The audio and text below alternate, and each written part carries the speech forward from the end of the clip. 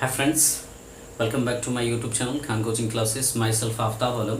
दोस्तों, आज हम लोग स्टडी करेंगे अलंकार और ये बहुत ही बेहतरीन चैप्टर होने वाला है दोस्तों। इसको अलंकार को हम दो पार्ट में आपको पढ़ाएंगे दोस्तों।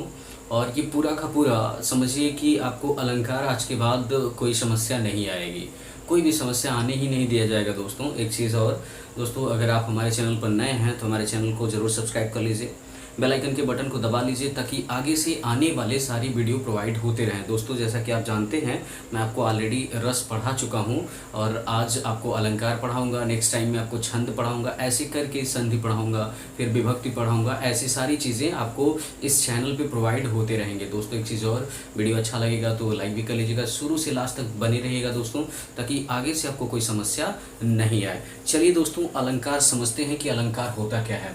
देखिए दोस्तों, अलंकार बोर्ड एग्जाम में 2 नंबर का आता है और सबसे पहले हम जानते हैं अनुप्रास अलंकार। अनुप्रास अलंकार होता क्या है दोस्तों? देखिए, अनुप्रास अलंकार किसे कहते हैं? जब कोई शब्द, कोई एक ही शब्द का प्रयोग बार बार हो, जैसे कोई एक शब्द है, उसी शब्द का प्रयोग बार बार हो, उसी को हम क्या कहते हैं? अनुप्रास अलंकार कहते हैं। मतलब इसको ऐसे कह सकते हैं, जब वर्णों की आवृत्ति बार बार हो, जब किसी शब्द की पुनरावृत्ति बार बार हो, उसी को हम क्या कहते हैं? उसी को हम कहते हैं आपका अनुप्रास अलंकार। इसका बहुत सिंपल सा एग्जाम्पल क्या है दोस्तों? चारु चंद्र की चंचल किरणें खेल रही हैं जल थल में। चारु चंद्र की चंचल किरणें, जैसे देखिए दोस्तों, यहाँ पे लिखे हैं, जहाँ वर्णों की आवृत्ति क्या हो, बार बार हो, वही क्या होता है? अनुप्रास अलंकार होता है। ठीक है, उसी को हम अनुप्रास अलंकार कहते हैं। जैसे कह रहा है, लाली देखन मैं गई, मैं भी हो गई लाल। ये देखिए, लाली का लड्डू और लाल का लड्डू क्या हो गया? सेम हो गया। इसी को हम क्या कहेंगे? अनुप्रास अलंकार कहेंगे। दूसरा एग्जाम्पल भी देख लीजिए दोस्तों, अगर ये एग्जाम्पल आपको न तैयार हो पाए तो, चारु चंद्र की चंचल किरणें खेल रही हैं जल थल में। देखिए, चारु का चौ, चंद्र का चौ, चंचल का चौ। तो मैंने क्या कहा? जब एक ही शब्द की पुनरावृत्ति क्या हो, बार बार हो, तो उसी को हम क्या कहेंगे? अनुप्रास अलंकार कहेंगे। एक बार और फिर से जान लीजिए दोस्तों, जब एक ही शब्द कई बार आ जाए, जब वर्णों की पुनरावृत्ति कई बार हो जाए, उसी को हम क्या कहते हैं? अनुप्रास अलंकार कहते हैं। आई होप आपको ये क्लियर हो गया होगा अनुप्रास अलंकार किसे कहते हैं। नेक्स्ट समझते हैं दोस्तों, नेक्स्ट क्या है। देखिए दोस्तों, अगला क्या है? उपमा अलंकार। ये तो और आसान है दोस्तों। उपमा अलंकार किसे कहते हैं? देखिए, इसको सिंपल वे में समझते हैं। जब किसी एक व्यक्ति या वस्तु की गुण, जब किसी एक व्यक्ति या वस्तु की तुलना किसी दूसरे व्यक्ति या वस्तु से बिल्कुल समान गुण धर्म के आधार पर किया जाए, उसी को हम क्या कहेंगे? उपमा अलंकार कहते हैं। मतलब उपमा अलंकार कहते किसे हैं? कि जब किसी एक व्यक्ति या वस्तु की तुलना दूसरे व्यक्ति या वस्तु से कर दिया जाए, उसी को हम उपमा अलंकार कहते हैं। जैसे देखते हैं दोस्तों, जैसे हमने कहा, जब किसी व्यक्ति या वस्तु की तुलना किसी दूसरे व्यक्ति या वस्तु से समान गुण धर्म के आधार पर किया जाए, उसी को उपमा अलंकार कहते हैं। जैसे, मुख चंद्रमा सा सुंदर है। ये जो मुंह है दोस्तों, वो कैसा है? तो मुख जो है वो कैसा है? तो वो चंद्रमा सा सुंदर है। तो मुख की तुलना हमने किससे कर दिया? चंद्रमा से कर दिया। ठीक है, दूसरा देख लेते हैं दोस्तों, राधा के चरण गुलाब के समान कोमल हैं। राधा के चरणों की तुलना हमने किससे कर दिया? गुलाब की पंखुड़ियों से कर दिया। तो मैंने क्या कहा? जब किसी एक व्यक्ति या वस्तु की तुलना दूसरे व्यक्ति या वस्तु से समान गुणधर्म के आधार पर किया जाए, उसी को हम क्या कहते हैं? उपमा अलंकार कहते हैं। जैसे एक एग्जाम्पल और है, पीपर पात सरिस मन डोला। ठीक है, यहाँ पर पीपर का हमने क्या किया? पात से तुलना कर दिया। ठीक है, अगला देखिए, रूपक अलंकार क्या है दोस्तों? देखिए, रूपक अलंकार किसे कहते हैं, इसको थोड़ा सा समझिएगा। रूपक अलंकार, जहाँ उपमेय में उपमान का भेद रहित आरोप हो। अब आपको समझ में नहीं आया होगा दोस्तों कि उपमेय क्या है, उपमान क्या है। तो एक बात आप जान लीजिए, उपमेय किसे कहते हैं? उपमेय का मतलब होता है जिससे तुलना हो, जिससे तुलना हो। और उपमान का क्या होता है दोस्तों? उपमान का जिसकी तुलना हो, जिसकी तुलना। ठीक है, यहाँ देखिए, जहाँ उपमेय में उपमान का क्या हो, भेद रहित आरोप हो, उसे रूपक अलंकार कहते हैं। जैसे, मुख चंद्र तुम्हारा देख सके, मन सागर मेरा लहराता। जो तुम्हारा चंद्रमा के समान मुखड़ा है, अगर मैं उसे देख लेता तो मेरे मन का जो सागर है बिल्कुल लहरा जाता। तो यहाँ मुख चंद्र, मुख और चंद्र यानी मुखड़े की तुलना किससे हुआ है दोस्तों? चंद्रमा से। तो जिससे तुलना होगा, चंद्रमा से तुलना हो रहा है तो ये उपमेय हो गया, और जिसकी तुलना हो गया ये क्या हो गया दोस्तों, उपमान हो गया। तो मतलब जिससे तुलना हो वो उपमेय होता है, और जिसकी तुलना हो दोस्तों उसे क्या कहते हैं, उपमान कहते हैं। ठीक है, जैसे मुखचंद्र तुम्हारा देख सके, मन सागर मेरा लहराता। तुम्हारा चंद्रमा जैसा जो चंद्रमा के जैसा जो तुम्हारा मुखड़ा है, अगर मैं उसे देख लेता तो मेरे मन का सागर क्या होता, बिल्कुल लहरा जाता, बिल्कुल खुश हो जाता। ठीक है दोस्तों, एक बार और समझ लेते हैं। आई होप ये आपको समझ में आ गया होगा कि रूपक अलंकार के। एक बार और जान लीजिए, जहाँ उपमेय में उपमान का भेद रहित आरोप हो उसी को हम क्या कहते हैं, उसी को हम रूपक अलंकार कहते हैं। ठीक है दोस्तों, एक और समझिए, अगला टॉपिक और लास्ट है संदेह अलंकार। देखिए संदेह अलंकार किसे कहते हैं, आप जानते हैं कि जब एक व्यक्ति या वस्तु की तुलना दूसरे व्यक्ति या वस्तु में संदेह का भाव बना हो, मतलब जब किसी एक व्यक्ति या वस्तु का शक जो है दूसरे व्यक्ति या वस्तु में बना रहे, ठीक है, उसी को हम क्या कहते हैं, संदेह अलंकार कहते हैं।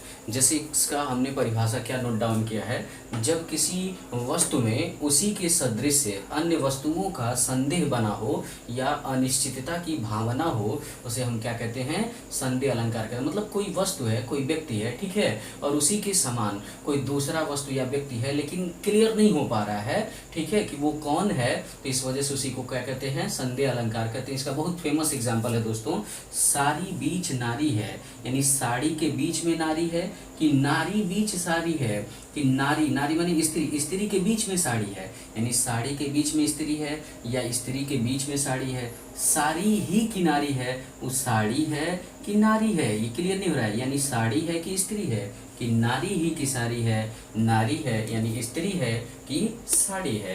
ये देखेंगे दोस्तों, तो साड़ी और नारी के बीच में क्या बना हुआ है, बिल्कुल सदृशता का, बिल्कुल अनिश्चितता का भाव बना पड़ा है। इसी वजह से यहाँ कौन सा अलंकार हो जाएगा, इस वजह से यहाँ पर आपका संदेह अलंकार हो जाएगा। एक बार नोट डाउन कर लीजिए दोस्तों, एक बार आप इसको जरूर नोट डाउन कर लीजिए, फिर आगे बढ़ते हैं, हम लोग आगे बढ़ते हैं। एक बार नोट डाउन कर लीजिए दोस्तों। आई होप दोस्तों, मुझे लगता है कि आप इसको नोट डाउन कर चुके होंगे। अगला समझते हैं, एक बार फिर से रिवाइज कर दे रहे हैं। अनुप्रास अलंकार कैसे कहते हैं, देखिए जहाँ पर कोई शब्द की आवृत्ति बार बार हो जाए उसी को हम क्या कहते हैं, अनुप्रास अलंकार कहते हैं। जैसे चारु चंद्र की चंचल किरणें खेल रही हैं जल थल में, इसमें चौ चौ चौ शब्द जो है कई बार आ गया।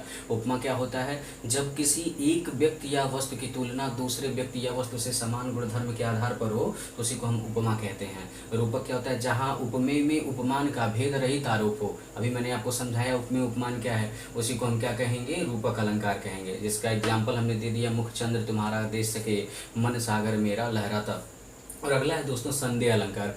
संदेह अलंकार कैसे कहते हैं, जिसमें शक बना हो, जैसे कोई व्यक्ति या वस्तु है, उसी के समान कोई दूसरा व्यक्ति या वस्तु है, उन दोनों में क्लियर ना हो पाए कि ये कौन है, उसी को हम क्या कहते हैं, संदेह अलंकार। जैसे एग्जांपल है, साड़ी बीच नारी है कि नारी बीच साड़ी है, इसमें साड़ी और नारी के बीच में क्या बना हुआ है, संदेह बना हुआ है। इसी वजह से ये क्या है दोस्तों, इसी वजह से ये हमारा संदेह अलंकार हो जाएगा। आई होप दोस्तों आप इसको नोट डाउन कर चुके होंगे। फिर अगला एक हमें और पढ़ना है। अभी तो कई सारे अलंकार पढ़ने दोस्तों, 4 हमने आपको बता दिया, ठीक है। अभी इसके बाद हमें 5 कम से कम पढ़ लेंगे तो हमारा पूरा का पूरा अलंकार क्लियर हो जाएगा, ठीक है दोस्तों। अगला अलंकार हम लोग समझते हैं कि अगला अलंकार क्या है। देखिए अगला जो अलंकार है वो बहुत इंटरेस्टिंग अलंकार है। आप जानते हैं कि अगला अलंकार किसे कहते हैं, बहुत सिंपल में अगर कहा जाए, बहुत सिंपल में अगर कहा जाए, थोड़ा सा दोस्तों हल्का सा दिक्कत हुआ है, इसको समझते हैं अगला अलंकार क्या है। बहुत सिंपल वे में इसको समझाएंगे। यमक अलंकार किसे कहते हैं, और बहुत अद्भुत तरीके से आप समझिए कि उसका एग्जाम्पल भी अद्भुत है, ताकि आपको आसानी से क्लियर हो जाए, कोई समस्या ना आए, ठीक है। इसको समझते हैं कि अगला अलंकार क्या है। अगला, जैसे मान लीजिए अगला हमें पढ़ना है यमक अलंकार, ठीक है, यमक अलंकार। अच्छा यमक अलंकार क्या है दोस्तों, पहले लिख लेते हैं, उसके बाद आपको समझाते हैं कि यमक अलंकार है क्या। देखिए यमक अलंकार क्या है, थोड़ा सा दिक्कत है, पानी है यहाँ पे। तो यमक अलंकार क्या है दोस्तों, इसको समझते हैं हम। देखिए यमक अलंकार किसे कहते हैं, कि जब एक ही शब्द, ठीक है, जब एक ही शब्द एक से अधिक बार आए और उनके अर्थ अलग अलग हों। एक ही शब्द एक से अधिक बार आए, एक से अधिक बार आए, एक ही शब्द एक से अधिक बार आए, आवे, और उनका अर्थ और उनका अर्थ अलग अलग हो, अलग अलग हो, उसी को क्या कहेंगे, यमक अलंकार कहेंगे। जब एक ही शब्द, ठीक है, एक से अधिक बार आए और उनका अर्थ क्या हो, अलग अलग हो, उसी को हम क्या कहेंगे, यमक अलंकार कहेंगे। इसका एक बहुत फेमस एग्जाम्पल है सपना। सपना समझकर भूल मत जाना मुझे, सपना, सपना समझकर, सपना, सपना समझकर भूल मत जाना मुझे, भूल मत जाना मुझे, सपना, सपना समझकर भूल मत जाना मुझे। दूसरा भी समझ लेते हैं दोस्तों। दूसरा है, और एक और एग्जाम्पल हम इस पे कह सकते हैं, क्या कह सकते हैं, सजना है मुझे सजना के लिए, सजना है मुझे, सजना है मुझे सजना के लिए, सजना है मुझे सजना के लिए। या ऐसे कह सकते हैं, 3 बेर खाती थी, 3 बेर खाती थी, 3 बेर खाती थी, 3 बेर खाती थी वो, खाती थी वो, 3 बेर खाती है, 3 बेर खाती है। इसको नोट डाउन कर लीजिए दोस्तों, फिर आपको समझाते हैं कि यमक अलंकार क्या है। इसको आप नोट डाउन कर लीजिए, तब तक इसको नोट डाउन कर लीजिए दोस्तों फटाक से। उसके बाद समझते हैं कि यमक अलंकार क्या है। चलिए दोस्तों समझते हैं कि यमक अलंकार है क्या, यमक अलंकार किसे कहते हैं। देखिए यमक अलंकार क्या है, थोड़ा सिंपल वे में समझिएगा। जैसे कोई एक शब्द है, ठीक है, कोई भी एक शब्द है, एक ही शब्द का प्रयोग 2 बार हो जाए, कई बार हो जाए, लेकिन उसके अर्थ अलग अलग निकले, उसी को क्या कहेंगे, यमक अलंकार कहेंगे। जैसे एग्जाम्पल देख लीजिए, एग्जाम्पल हमने लिखा सपना, सपना समझकर भूल मत जाना मुझे।